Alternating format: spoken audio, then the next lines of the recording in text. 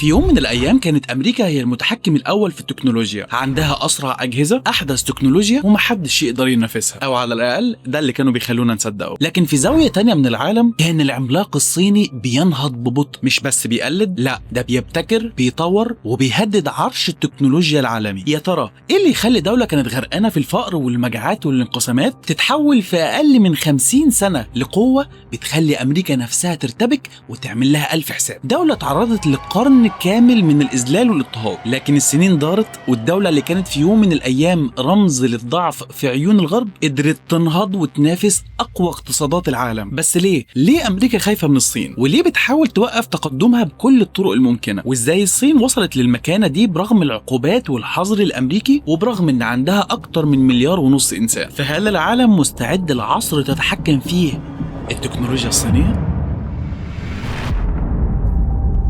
اهلا بيك صديق البروف. قبل ما نبدا الحلقه خلينا اسالك سؤال سريع: كم مره طلعت خسران جزء من مكسبك في التداول علشان بس العموله؟ طب ايه رايك لو قلت لك ان في منصه اسمها كريبتوموس، ودي منصه ضخمه جدا فيها كل اللي تتمناه، لانها ببساطه بتريح المتداول وبتفهم طلباته. المنصه دي مش بس بتقدم اقل عموله شفتها حرفيا من 1/10% لحد 4/100%، يعني لو حتى بتتداول بكميات كبيره او حتى بتجرب حظك ده هيفرق معاك جدا في المكسب. واكتر حاجه شدتني فيها ان الاوامر بتتنفذ بسرعه جدا، يعني مفيش بقى جري تنفيذ الامر واستنى السيوله، لا المنصه سيولتها عاليه والاوامر بتتنفذ لحظيا، وده مهم قوي لو بتحب تصطاد فرص السوق في لحظتها. كمان في كريبتوماس بتقدر تتداول على مجموعه كبيره من العملات زي البيتكوين والايثيريوم او حتى العملات البديله الالت كوينز، وبسهوله جدا تقدر انك تشحن حسابك بالكريبتو او بالفيات زي عملتك المحليه او بالدولار. كمان تقدر تحمل تطبيق المنصه من جوجل بلاي للاندرويد ومن الاب ستور للايفون. المنصه فيها مميزات وتسهيلات تانية كتير قوي، علشان كده في الفيديو الجاي هشرح لك ازاي تستخدم المنصه وازاي تستفيد منها من اول خطوه. سجل دلوقتي من الرابط اللي تحت الفيديو وابدا مشوارك في التداول مع كريبتوموس. في الاخر يا صديقي البروف كل حاجه بتبدا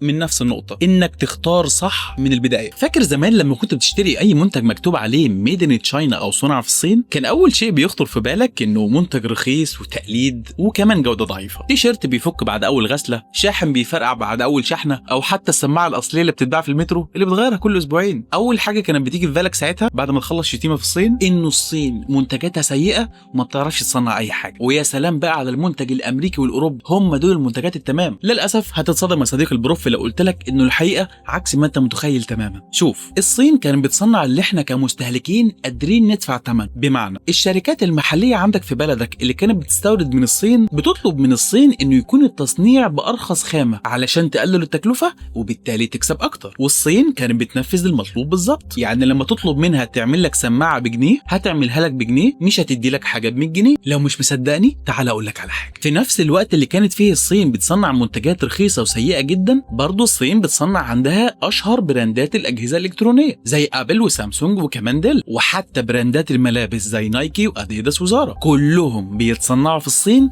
او تحت اشراف صيني. يعني نفس البلد اللي بتصنع لك السماعه اللي بتبوظ من اول اسبوع هي اللي بتصنع الموبايل اللي سعره بيوصل لاكتر من $1000. المشكله مش في الصين في حد ذاتها، لكن الفكره في المواصفات، في الجوده المطلوبه، وفي الفلوس اللي انت مستعد تدفعها. بمعنى اصح الصين ما بتقولش لا، انت عايز حاجه تعيش معاك سنين، حاضر. عايز حاجه تنفعك اسبوع وخلاص، برضه حاضر. انما اللي بيطلب سماعه بجنيه وعايزها تعيش سنتين، يبقى المشكله مش في الصين، المشكله في الطمع او الجهل اللي ورا الطلب ده. والاغرب والمدهش في الحكايه انه الصين نفسها بدات تقول طب ليه نصنع للغير وما نعملش براندات خاصه بينا؟ فقامت مطلعه شركات زي شاومي وهواوي وانكر وحتى كمان لينوفو الصينيه. لو ما تعرفش، كل دي براندات صينيه بقت بتنافس وبتكسب، مش بس في اسيا، دي بقت براندات عالميه بتنافس منتجات امريكيه وكمان أوروبية، وغيرها طبعا كتير من المنتجات الصينية في صناعات تانية زي السيارات والقطارات والتجارة الإلكترونية والموضة والأزياء وحتى كمان مجال الفضاء والطيران. الصينيين ما سابوش أي حاجة إلا وحطوا إيديهم فيها. من حقك تسأل يا صديق البروف، عملها إزاي التنين الصيني؟ وإزاي قدروا يحولوا الصين من دولة كانت ميتة صناعيا، منهارة ثقافيا، ومدمرة اقتصاديا، إلى تاني أكبر اقتصاد في العالم بعد الولايات المتحدة الأمريكية؟ تعال نغوص سوا في قصة مش بس عن اقتصاد، دي قصة عن ذكاء استراتيجي وشعب صبور. ولازم تعرف قد ايه اللي الشعب الصيني شافه في تاريخه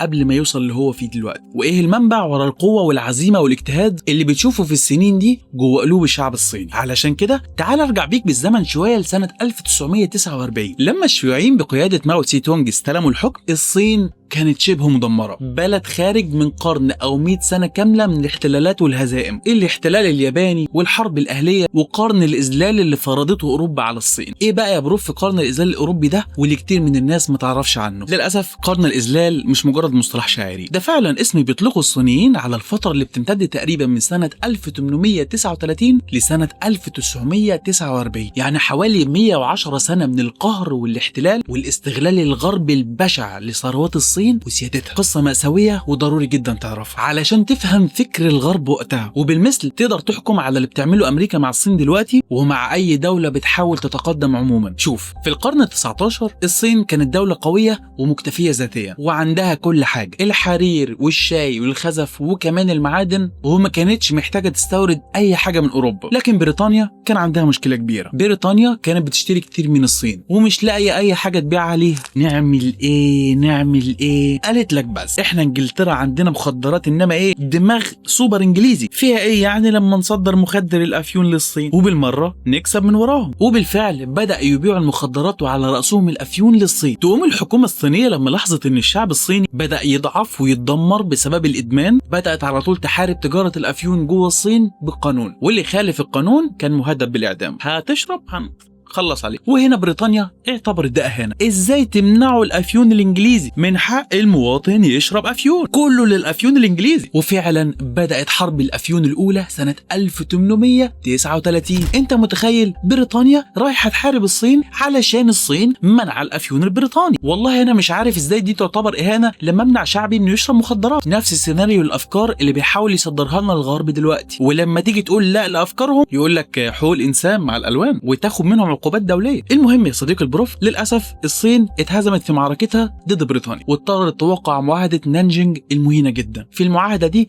وافقت الصين بالاكراه على انه هتتفتح المواني الصينيه للصادرات البريطانية، وكمان هيتم تسليم هونج كونج لبريطانيا، وفوق كل ده طبعا السماح بتجارة الأفيون. الوضع ما استمرش على هذا الحال كتير، وبعدها على طول جت حرب الأفيون الثانية سنة 1856 اللي هي انجلترا تحاربنا تاني. لا مش مرتاحين للصينيين، انتوا مش بعتوش أفيون؟ لا ده احنا هنديكوا أفيون كمان لحد ما نعميكم.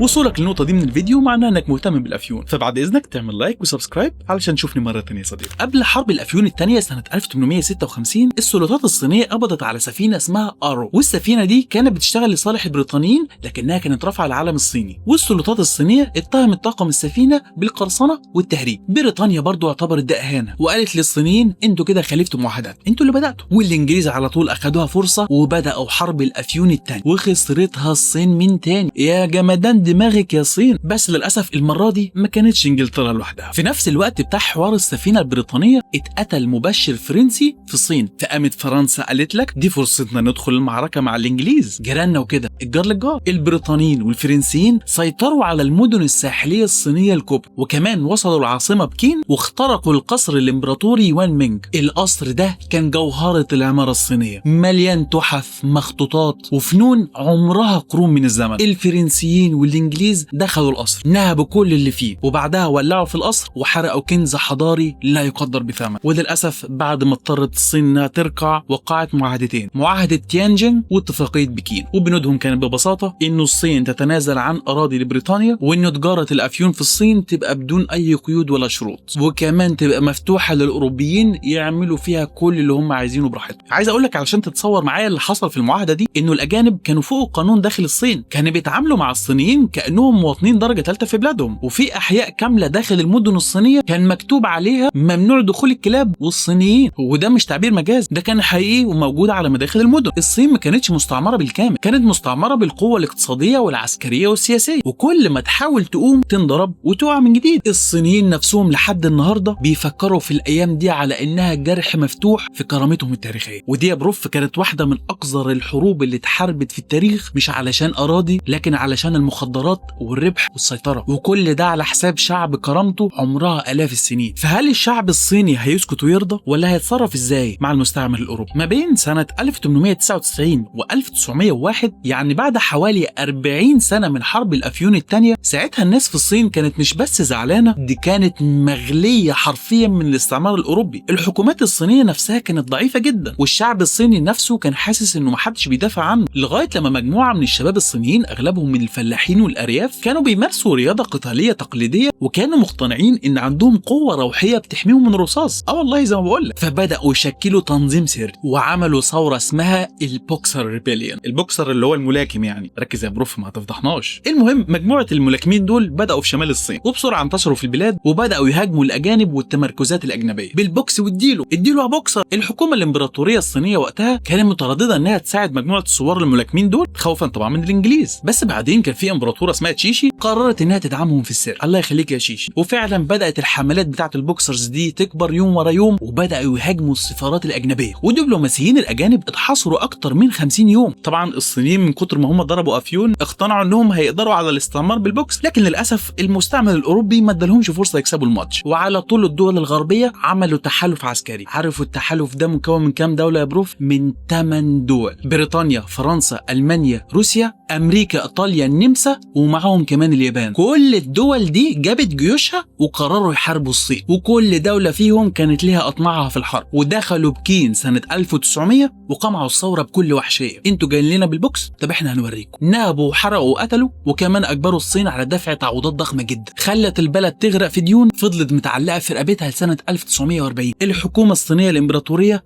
فقدت كل احترامها، بقت اشبه بدميه في ايد القوى الاجنبيه. كمان الحكومه الصينيه فشلت في الدفاع عن البلد، وانفضحت قدام الشعب انها اضعف من انها تواجه الغرب. الشعب الصيني جاب اخره وقال لك كفايه، احنا لازم نتخلص من الامبراطوريه الضعيفه دي، وعملوا ثوره شنغهاي سنه 1911 بقياده سون ياتسين. وقدر الشعب الصيني انه يسقط اخر سلاله امبراطوريه حاكمه في تاريخ الصين، وهي اسره تشينغ. واخيرا اتاسست الجمهوريه الصينيه سنه 1912، والحاج سون ياتسين بقى الرئيس الاول للصين. الراجل ده كان عنده نظريه المبادئ الثلاثه للشعب: القوميه وطرد المستعمرين وتوحيد الصين، الديمقراطيه واقامه حكومه شعبيه، تحسين معيشه الشعب المتمثله في العداله الاجتماعيه والاصلاح الاقتصادي. الحمد لله الصين رجعت تاني تقف على رجليها، وبقى عندها رئيس له اهداف مثمره هتغير مستقبل الصين. لكن يا صديقي البروف، الراجل المحترم ده كان رئيس ضعيف وما كملش في الرئاسه اكتر من 3 شهور، وبعدها اضطر يتنازل عن الرئاسه ليوان شيكاي، وده كان جنرال قوي ومسيطر اكتر منه بكتير، واللي بسهوله قدر انه يسحب السجاد من تحت رجلين سون ياتسين. بس للاسف يوان خان الامان واعلن نفسه امبراطور بعد كام سنه، ورجع البلاد للخراب والفوضى من تاني. احنا ما صدقنا ان احنا نتخلص من الامبراطوريه وبقينا جمهوريه صينيه، حضرتك راح ترجعنا تاني للامبراطوريه؟ يا عم حرام عليك، الغباء بيدمر بلاد. للاسف كل منطقه في الصين بقت تحت حكم عسكري مختلف من زعماء الحرب، وكل واحد شايف نفسه رئيس جمهوريه مستقل. وفوق كل ده كان في قوتين كبار بيتخانقوا على الصين كلها: الحزب الوطني الكوميتانج واللي كان بقياده تشانغ كاي شيك، وعلى الجانب الثاني الحزب الشيوعي الصيني واللي كان بقياده ماو سي تونغ. دلوقتي عندنا فرق وكل واحد واخد ارض ومستقل، وفي عندنا كمان حزبين كبار قوي. النتيجه المتوقعه هاتك يا حرب أهلية في الصين كلها، دم وخراب، والبلد مش طايلة تعمل لا اقتصاد ولا تعليم ولا أي نوع من أنواع التنمية، ولا حتى الناس لاقية تاكل. وفضلت الحروب الأهلية مولعة في الصين من سنة 1912 لحد سنة 1949. الصين وهي في حالة فوضى جت اليابان في سنة 1931 وقالت لك فرصة كويسة والشعب الصيني بيطحن في بعضه، ندخل احنا اليابانيين نحتل منشوريا الصينية. وبعدها سنة 1937 اليابان احتلت الصين كلها تقريبا. اليابانيين اللي انت شايفهم كيوت وقطاقيط كانوا احتلال وجحيم حقيقي على الشعب الصيني. اليابانيين عملوا مذابح بشعة في الصينيين، زي اشهر مذبحة عملوها اليابانيين في مدينة نانجينج اللي كانت عاصمة الصين وقتها. المذبحة دي استمرت اكتر من 6 اسابيع. التقديرات بتقول انه حوالي 300 الف صيني اتقتلوا في ال6 اسابيع دول، ما بين مدنيين ومساجين حرب واطفال وشيوخ، الكل ما سابوش حد. اليابانيين اعتبروا ان اي صيني هو عدو ويقتلوه على طول بدون تفكير، والمصيبة انهم احيانا كانوا بيقتلوهم للتسلية. على سبيل المثال في نوفمبر وديسمبر سنة 1937 صحيفة يابانية قديمة كده اسمها توكيو نيشي شيمبون نشرت سلسلة مقالات بتغطي مسابقة بين 2 ضباط يابانيين، الضابط توشوكاي موكاي والضابط تسويوشي نودا. الاتنين الضباط دول كانوا بيتنافسوا، عارف كانوا بيتنافسوا على ايه؟ على مين يقتل 100 اسير صيني بالسيف اسرع من التاني. والتقارير دي لما كانت بتتنشر في الصحف اليابانية كانت بتتقدم باسلوب شبه الاخبار الرياضية وكأنه شيء عادي ومسلي. للاسف يا صديقي البروف، المذبحة دي لسه لغاية دلوقتي جرح مفتوح في قلب الشعب الصيني، ولسه لحد دلوقتي العلاقات ما بين الصين واليابان متوترة بسببه. وللاسف برضه يا صديقي البروف، حتى بعد نهاية الحرب العالمية الثانية وهزيمة اليابان في الحرب سنة 1945 ورغم كل اللي العدو الأجنبي عمله في الصين، إلا إنه الحرب الأهلية فضلت مستمرة ما بين الصينيين. وبعد معارك طويلة جدا ما بين الشعب الصيني وبعضه، الشيوعيين بقيادة ماو سي تونغ انتصروا في سنة 1949 وأعلنوا قيام جمهورية الصين الشعبية. أي نعم، الصين وقتها كانت بلد خارج من قرن كامل من الاحتلالات والهزائم، الاحتلال الياباني والحرب الأهلية وقبلها قرن الإذلال اللي فرضته أوروبا على الصين، وبلد كانت مليانة ألغام، فقر وخراب وجهل وأمراض وانقسامات، مفيش مصانع ولا تعليم وحرفيا الناس مش لاقيه تاكل. تخيل معايا، كان في حوالي 550 مليون صيني، اكتر من 80% منهم فلاحين بيشتغلوا بادوات بدائيه، وفي ولايات صينيه كامله ولا وصل لها كهرباء ولا مصانع ولا خدمات ولا طرق. حتى الجامعات الصينيه وقتها كان فيها نقص رهيب جدا في المدرسين، تقدر تقول انه مفيش اي بنيه تحتيه تقدر تبني عليها مستقبل. علشان كده ماو سي الشيوعي كان مؤمن انه النهضه مش هتيجي الا عن طريق الانتاج الجماعي والانضباط الصارم، فبدأ بخطه اسمها القفزه الكبرى للامام سنه 1958. يا ماو،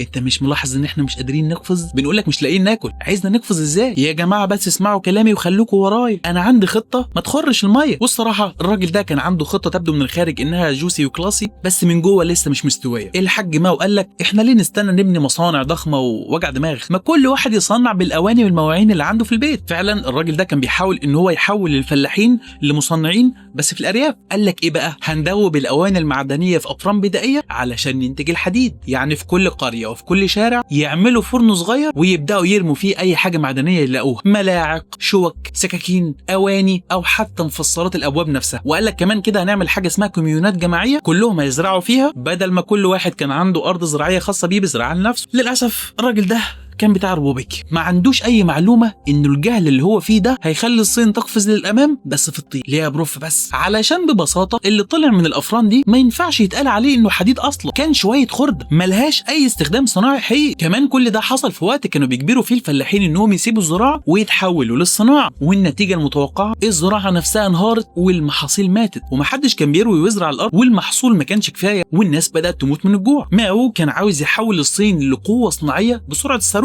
بس نسى انه يحطوا في الحسبان انه مفيش حاجه بتتبنى من غير اساس. والكارثه الاكبر انه المسؤولين كانوا بيكذبوا على القياده ويقولوا لهم الانتاج زي الفل يا باشا والحديد بملايين الاطنان، اللهم بارك يعني، وفي الحقيقه مفيش انتاج اصلا. وفي مجاعه رهيبه جايه في السكه هتدوس على الشعب الصيني، والمجاعه فعلا حصل ومات بسببها اكتر من 30 مليون مواطن صيني، والناس كانت بتاكل ورق الشجر حرفيا. الكاتب يانج تشيشينج وصف في كتابه شاهد القبر المجاعه الكبرى في الصين او تومستون ذا جريت تشاينيز فامين، بيقول الجوع كان عذاب طويل الامد، نفدت الحبوب واكلت جميع الاعشاب البريه حتى تم تجريد الاشجار من اللحاء، واستخدمت روة الطيور والجرذان وحشو القطن لملء البطون. الحاج ماو تسي بتاع الروبوبيكيا بعد ما خطته في القفزه الكبرى للامام خابت وخربت الدنيا، حس ان شعبيته بدات تنهار، والناس جوه الحزب الشيوعي نفسه بقى بيشكوا في قراراته. بس ماو ما استسلمش وقرر يستخدم غبائه وديكتاتوريته علشان يعمل حاجه تخليه يستعيد سيطرته من تاني، مش بالاقتصاد ولا بالتنمية لكن بالخوف. سنة 1966 ماو طلع وقال إنه الثقافة الصينية القديمة والعادات والأفكار والتقاليد كل ده لازم يتشال، في رجعيين ومخربين في قلب الحزب ولازم نطهر المجتمع منه، وممنوع أي حد يفكر بره الصندوق. ومن اللحظة دي اتولدت حاجة اسمها الثورة الثقافية البروليتارية الكبرى، معناها باختصار